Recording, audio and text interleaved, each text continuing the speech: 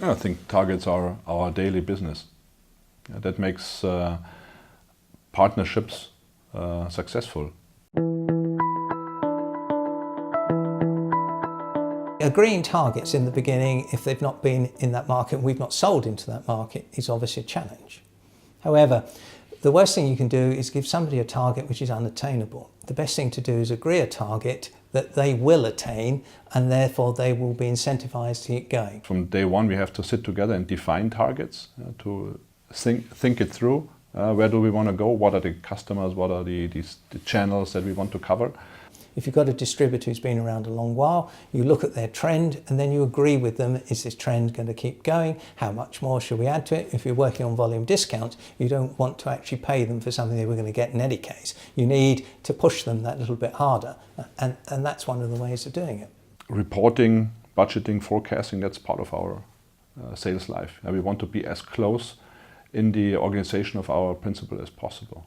Yes, it's putting in sales, what you expect from them in their sales budgets, and agreeing that together, so that perhaps in the first year you make it quite a conservative target, but in your second year you really start to ramp it up, and you're working on that together and understanding that that's a joint goal. It's not a goal for them, it's a goal for both of you.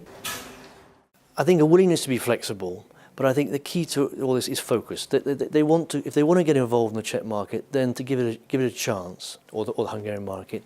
So focus, I think, is absolutely crucial. A flexibility and a willingness to get involved. What you need to understand is the market and the potential it has. If you're working with the right distributor, they will be able to give you that information. They'll be able to tell you or give you a rough value of what the market is worth.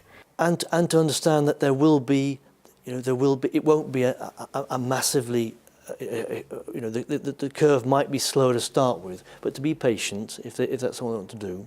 Then you can work out for yourself what potential they have for winning that business in the market, where your brand lies. It's really understanding where you sit in the market. Again, it's back to that research we talked about at the beginning.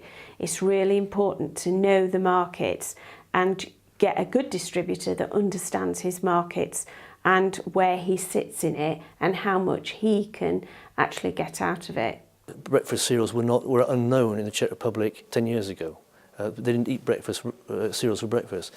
And we've now become the premium cereal in the market, in all the top supermarkets, and all the buyers want us. But that's taken us 10 years of hard work, investment from Jordan's and investment from ourselves, but we have got somewhere.